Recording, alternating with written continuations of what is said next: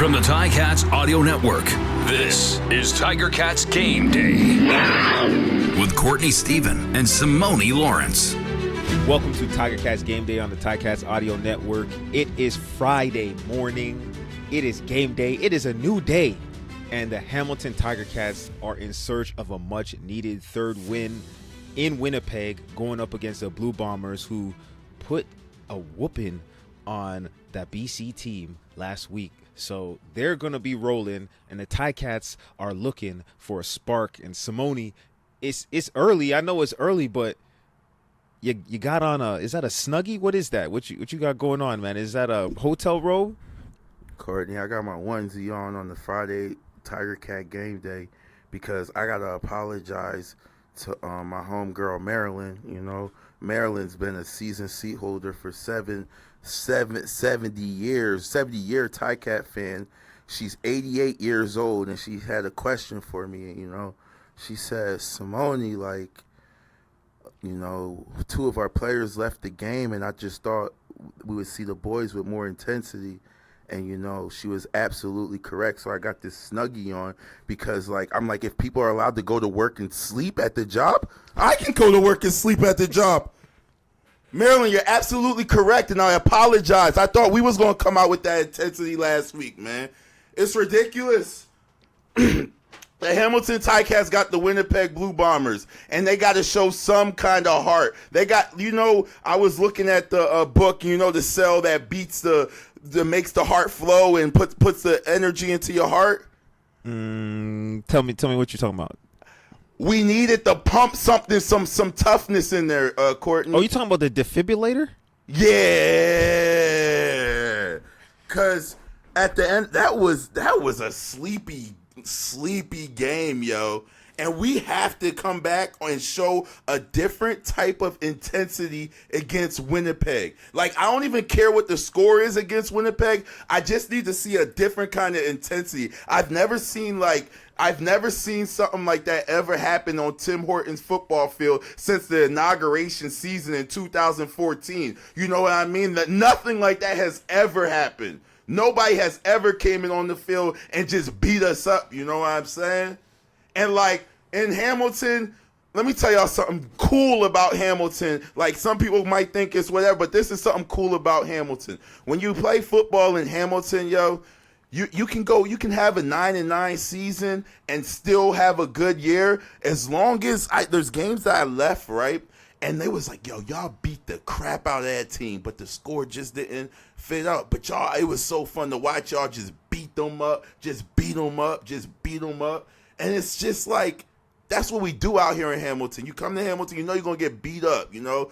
It's like, it's a physical game. Like, that's our game, the way Edmonton was. But we do have a show. I just had to apologize to Marilyn, the 88-year-old that sits in the section with all of her buddies. I got your message. And, yeah, I apologize, Marilyn. I'm sure that the boys are going to come out this week and show you the Tiger Cats that you love, and then come in Labor Day and do the same thing. Well, the Tiger Cats right now, they are 2-8 on the season. Mm-hmm. This is the last game before Labor Day. They're in Winnipeg. It's a short flight, but it's a cold city, especially when that other team is a little bit hot right now. They beat the Nathan Rourke return BC Lions, and they beat them convincingly. Yes. We're going to have – it was, but we're going to have some interesting QB matchups in this one, too. The Tiger Cats depth chart is showing some conversation topics, and I think it's worth diving into them. Okay. There was some shifts at the quarterback position for the Ticats last week. We saw Bo Levi Mitchell come out of the game, and we saw Powell go into the game, only to have Powell come out of the game again because of an injury. Now we got Bo Levi Mitchell back in the lineup, but an addition with Tualia Tagovailoa in the lineup. Finally, he's a third. Maybe he gets some QB sneaks and whatnot. But what's going on in the QB room for the Ticats right now? If you're a Bo, you're a veteran. You're up, you're down, you're in, you're out. How do you handle that? And what can he expect to do? Does he have a short leash? Does he have a long leash? The backups are two guys who haven't really played. Neither of them have started in the CFL. It's called being a pro. And when you're Bo Levi Mitchell and you're almost like your 11th, 12th year of professional football, you must understand how to be a pro. And being a pro means you must be ready at all times. Your mood cannot switch no matter what goes on, because at the end of the day, you're still a team captain. You're still leading this team, whether you're first string or second string. You were voted team captain. So your job is to look out for the men and lead them to wherever they need to get to, no matter what the record is. That's just your job and your duty. Your teammates trusted you with that, you know? So whether that's hyping somebody else up if the thing doesn't go your way, or if it's just leading the team to a win right now. But it's Bo's job to win right now. Bo comes and be Bo and leads the team to a couple victories. Everybody loves Bo. He's in a simulation right now where it's like you get to write your own history. Like, that's all you really want is an opportunity. You lost your opportunity last week and the history was looking shaky. Now you get to rewrite your history. It's on you. But if God forbid, and we don't like what's going on, you're gonna see these young guys come in. You might see Tua, little brother, come in the game and play some football. That's just the way it is right now, because we're a struggling football team and we're looking for a spark in any sense. The game is a serious game. You know, first couple podcasts I told everyone this game is a kid's game with King's Ransom. And, you know, we just lost a coach, Coach Washington, been coaching here since 2019. Family was out here 5 years, been a Hamilton Tiger Cat coach. But when you don't win games, everything starts to get chopped, and it always starts at the top to the bottom. That's just the way the game goes. Is it Mark Washington's fault? No. Is it the way we're playing? Yes. We're just not playing tough football. And you can't not play tough football in defense. Like, Hamilton defenses don't get 50 points scored on them in two play, especially when you get two of your players knocked out of the game. You know? Like, it's just not the culture here. So these quarterbacks is thinking like, yo, we're all playing. If I'm in that quarterback room, I'm like, we're all playing. There's a chance we're all going to play. Of course. And talking about playing and getting your first little spark, a good spark on this team, Greg Bell, he came into the game. Now, it wasn't the first action he saw all year, but it was his best action that he saw all year. He had 12 carries for 85 yards. A rushing touchdown. That's a 7.1 yard average per carry. And then he backed it up with another 6 receptions for 88 yards and another touchdown. That's 14 yards of reception. Yeah. So he was doing his thing when all year long and last season, James Butler had been extremely productive. Mm-hmm. Greg Bell goes in. Yeah. Tell us how Greg Bell did what he did and why he did what he did. Can I break this down for the fans? I know y'all love James Butler. I love James Butler. I was just with James Butler at an event talking to it, busting it up. But let me tell y'all this: the guy Greg Bell, he can play football. Does not mean James Butler cannot play football. James Butler has been getting banged up this season. He's a little banged up, and I'll tell you this: you can't tell me 75-80% James Butler is better than a healthy Greg Bell right now. In my world, I want to see a two-back system. When Butler is 100% health, I want Butler in the game and I want Bell in the game. But you cannot deny the talent in Bell. I'm talking about Bell was going to change the game, the atmosphere of the game. Every time he touched the ball, it looked like he was going to change the atmosphere of the game. The whole stadium got excited. Like when I'm watching people on the field from that little bird's eye view, I get to hang out in the owner's box and hang out and watch football. I get to see Greg Bell, and when he's running the ball, I see the fans. Like, wow, just like James Butler tended to do as well sometimes. And it's contagious. When he caught the ball and burnt the Morgan, the middle linebacker who's supposed to cover, you got to cover, you got to take the running back, that's a new 4 to the flat when you're in cover 2. Mm-hmm. He blew that. So so Bell caught the pass. And Turnowski, I promise you Turnowski, bro, would you like... Just get out the way. So we saw the play, and Greg Bell was creating. Yo, can we clip art the play on this? No, what do you think this is? You think? Hold on. You think we're on TV? This YouTube. Okay. And he said Xbox clip that. No, but listen. So Greg Bell was creating mismatches. They were splitting him out of the backfield. He's 6 foot, 200 pounds. You can't really tell what position he is until he gets the ball. Then he's a pure running back. But he caught a reception for a touchdown, and he was split all the way out as the widest receiver and ran a slant pattern. And then, like you said, he comes out of the backfield, matched up against a middle linebacker who, how many pass defense reps did you get on a daily basis as a linebacker? I'm sure you got some, but not nearly as many as you would want to have yourself confident as a middle linebacker against a dynamic athlete like Greg Bell. So I expect to see a lot more of him, especially because the name of the game right now for the Ticats is limit the turnovers, maintain possession of the ball, and actually score touchdowns, get points. And he was the guy who was doing the best with all that. Yeah, Bell was the guy that when he looked like the toughest player on the football field.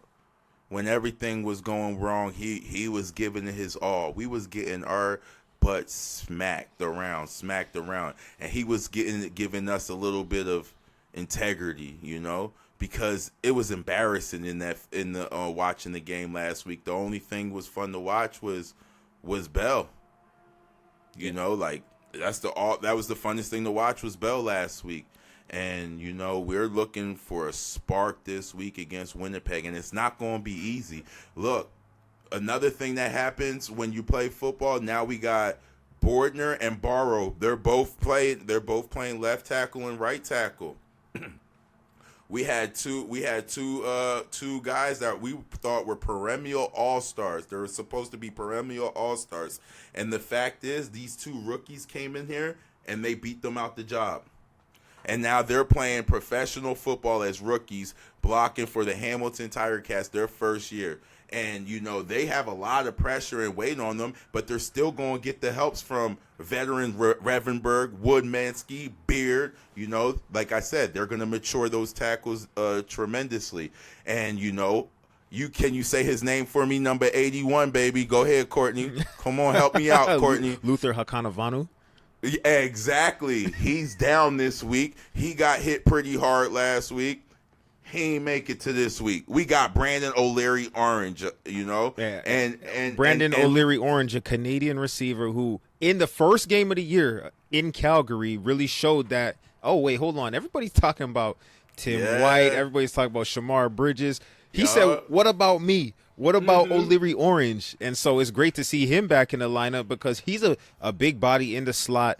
He's, you know what? Matter of fact, he's probably going to have a chip on his shoulder because we all know where he came from. His previous team was Winnipeg. Courtney, you hit it on the nose. We got a spark now, y'all. Brandon O'Leary ain't played football since week 1. He coming out here fresh, and he going against his other team. I hope he puts some of that juice in the players, because it's like that should spread. That should spread, but who knows? That should spread. But then now, I apologize, Hamilton Nation. I gave y'all some misinformation last week. I'm not a guy with no ego. I admit when I thought Tim White was going to be returning the kick returns and the punt returns, he came in the game late. He came out. I don't know. He wasn't handling the responsibility. I did not know that we had Moxie, our Sam linebacker, returning punts and kick returns. This week we got Bird in the lineup. And if I knew that, y'all, I would have went and got a Bird for us, you know what I'm saying? Like Bird is gonna handle the kick return and punt return responsibilities. He's a little guy. He's shifty. He's fast. He's confident. I talked to him a little bit this week. He'll catch the ball and give us good field position. He looked very good this week. So Bird was a good pickup. And then the defense, wow, like the defense looks completely different. Y'all know that we lost Coach Washington. Shout out to Coach Washington and the family. I love y'all, man. Always love. And now they got Chris Jones, now the defensive coordinator, the former general manager and head coach of the Edmonton Elks. And he's over here as the defensive coordinator. Watching this defense this week, a lot has changed. We have Kyle and DQ are now playing the will linebacker. And in this defense, the will linebacker, all I could think about is Dexter McCoy. That's when I was like, ooh, that's a team I like to go play for. Yeah. I like the will linebacker in that game. You know, Dexter McCoy was a prototypical Chris Jones X Factor player. You know, we all joke that Chris Jones' defense, he likes every single player from the defensive end to the free safety to be about 6'3", 6'4", with long arms who could run like the wind. He wants all those guys taking up space. And, it'd be interesting to see how the scheme changes, because as a coordinator, you like to build a system around the tools that you got, but also you want to have say on the tools that are in your toolbox so that you can run a system that you're good at running. He just got here. There was one big change.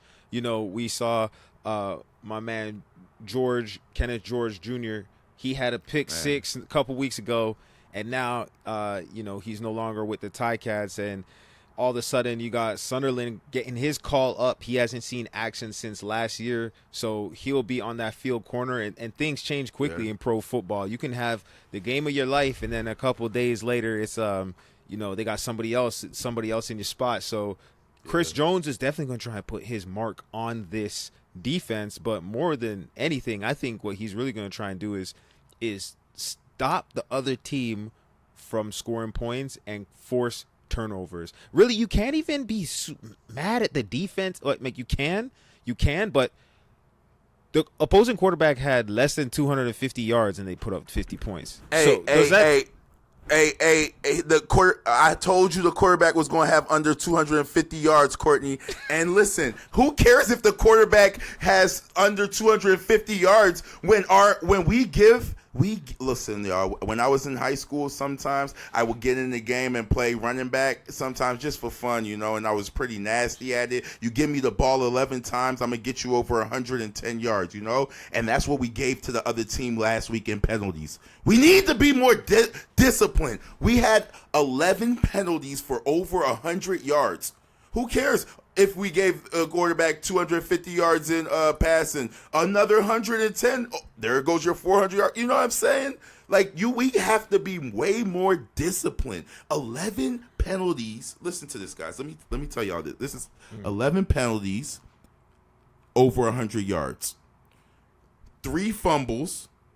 We lost all of them. 2 interceptions. We lost all. That's 5 turnovers, 11 penalties, and 100 yards. You're not gonna beat nobody like that. I don't care who's on your team. And then you're getting out physical, just beat. This game, I just want to see a different kind of energy, Courtney, I need to see a different, Kenneth George, he's a young football player. People don't know, this is only his 4th year ever playing football. He got thrown into the fire early last year, true rookie, played boundary corner, boundary half, field half, and last year was only his 3rd year playing football, guys. 3rd year. 3 years playing football, so this is professional sports, and it's a high-performance business. And, I had everything happen to me in football, so I don't want to hear no sad stories, really. It's sad, yeah, but you get over it and you prosper if you a big dog, so do that. So now Sutherland's over there playing corner, and I thought Sutherland would have seen playing time when Peters got hurt at the weak boundary, because that's where I love Sutherland. I would have loved to see him get some PT at that boundary corner when Peters was hurt those couple games, because he came in at the back end of the season and he did his thing. But now he's over that field corner getting the opportunity, fitting what Courtney said, Chris Jones' defense. Big, tall, long country. He's playing the Pat Watkins. He's the Pat Watkins over there. Pat Watkins was a beast. I like Pat too. Pat was nice. So now you got Jamal Peters, who's every bit of about 6'2.5". Right, and then you go over the other side now, and you got Will Sunderland, who's also 6'2". Those are big corners, and I think that's part of what this defense needs to take advantage of, is getting their hand on the football and creating sparks, giving the Ticats offense the short porch, meaning turn the ball over in the opponent's end of the field so that points are easier to score. That's going to be a key to win the game, especially if you're looking to at this point, every win is an upset, right? if no matter who you're going up against. So Yeah, you gotta it depends you who gotta. you ask. I mean, it depends who you ask. In that room, I know there's a lot of pride, and people are going to be like, "Listen, don't read the newspapers, don't listen to the radio. It don't But matter we what are nobody we said. put on tape. We know who we are. We know what we could do." I fully expect them to come out and come out swinging. Every game this year, it feels like it's been decided within the first 3 minutes of the game. Oh, that's a good analogy, and yes, because you can literally see if they want to play football or not. They was playing Toronto that week of practice. I'm talking about practice. I told everybody Toronto that we was going to smack Toronto that week because I watched the week of practice. I watched the intensity. I watched the body language. I watched how everybody was interacting with each other and moving around. They smacked and smoked them. It starts in practice. These boys are good enough to go and to beat a really good Toronto team. These boys were good enough to go in Edmonton and smack them. So it's like, how do we get that energy and switch on all the time, Courtney? How? Like, how do we go into Winnipeg against a very good Zach Caleros, a very good Oliveira, a very good Kenny Lawler, and listen, you know Chris Jones' defense, you know what's going to be happening. So it's going like you're going to get to see some matchups. Yeah. Kenny Lawler is back, and he looked good. And you're not. And the thing is, the thing I say is struggling right now on this Winnipeg's team, which we can potentially take advantage of right now. But these guys haven't given up any points in like I don't know how long. Was their defense? Was the middle of their defense? Attack that middle of the defense. Trust me. That's the only weakness I see in this Winnipeg team right now, yo. Is the middle of the defense. And you know who? Because that kid, huh? You know who goes through the middle of the defense? That's your boy Greg Bell. Oh yeah, he's gonna have a big day on the ground, yeah, of course. What's his name? Tyrell Ford. I gotta give that little kid, the kid over there in Winnipeg, love Tyrell Ford, because you know he's brothers to the quarterback over in Edmonton, and we always hearing his name about this. This guy is really doing it. He is really playing high-level football. He's fun to watch. He's having fun with the game. He's understanding the game. He just picked off Rourke for a touchdown, like made Rourke look like his little kid last week just because the understanding of the game. And, like, listen, do we got time? Can I say a little quick thing about Rourke real quick? Can we just let's talk football? At the end of the day, we're here to talk football. If we can't talk football, what we doing? So, listen, let me tell y'all something about Rourke, guys. Everybody going to lie to you, but me and Courtney, we're not going to lie to you. We're going to tell you the absolute truth. Rourke was a master quarterback when he was here in the CFL. So good that he got the opportunity to play football in the NFL. He got about a six-figure deal to go play football in the NFL, and that's guaranteed money. So when you get a six-figure deal as a quarterback, that's pretty much like getting drafted in the 5th to 7th round. You know what I'm saying? So now he's going to the NFL, let's think, as a 5th to 7th round quarterback. And to make it in the NFL as a 5th to 7th round quarterback, you pretty much got to be, let's say, Tom Brady. You know what I mean? So, like, it's a hard thing to do. His first preseason game, he had a really good game, running around, throwing the ball. He looked like he could fit. But you got to remember, that's the 4th preseason game, and he's not going against, you know, what he's going against. And everybody has an eye for talent. So now he's getting skipped all around and has not played football in how many years, Courtney? At least 2.5 years, right? At least Hadn't 2.5. it been 2 years?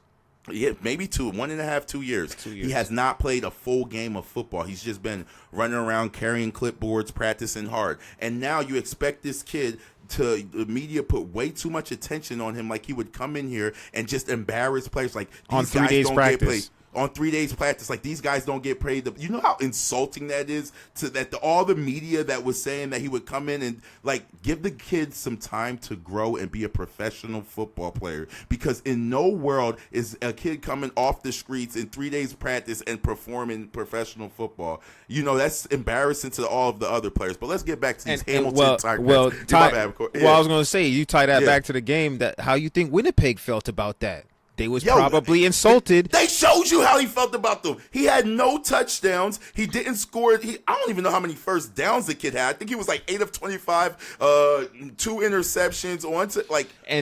This is a Winnipeg team that also started out the season winless alongside Edmonton and Hamilton. So they've turned it around, and you can see that it's possible. It just takes a certain amount of a spark. You ask, how do you do it? Somebody who is a veteran presence on. I can't talk about offense. I don't know nothing about offense. I know about defense. I know about special teams. Somebody needs to be on the sideline every single snap getting the players locked back in. You cannot relax. There's no time to relax. The luxury of relaxation is for those who are coasting. You are not coasting. You are fighting for every inch, every point, every yard. Every time you're on the sideline, let's lock in. This is our assignment. This is what we got to do. Here's the keys. Here's the threats. Here's who to watch. This is a situation. You got to keep the guys locked in, because if you're not a vet, they're not doing that on their own.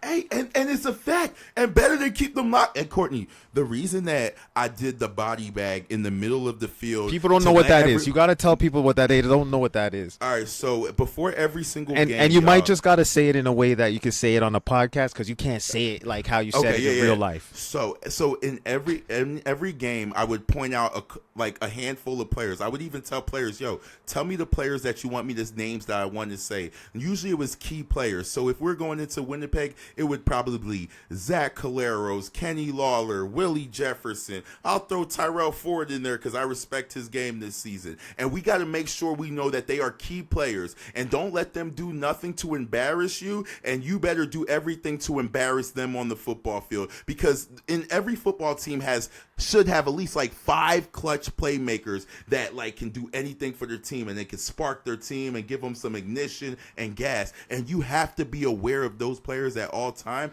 and you have to be able to want to compete against those players. And the Hamilton Tiger Cats have the perfect opportunity to go against the most consistent quarterback in the past 5 years in Zach Caleros. He started off the season slow, some may say. I say the guys weren't blocking for him, but the game I just watched, the guy just threw a freaking dime to the corner to Dembski, and I was like, yo, that could have fit in the freaking Hamilton Tiger Cat helmet. It was so good. I'm like, the boy looks good. So you're gonna get your money's worth. This is not one of those games where it's like, oh yeah, Ticats gonna have to come out here and play their best football. Yeah, and the film is always on, so it doesn't matter what the score is. Like you said, you gotta love an opportunity to play against a playmaker. You mentioned Nick Dembski, probably one of the greatest Canadian receivers of this era right now. Since a Brad Sinopoli left the game. That's real. This guy is getting the ball. He's yakking it up. You talk about Kenny Lawler, whoever you get a chance to match up against, Brady Oliveira.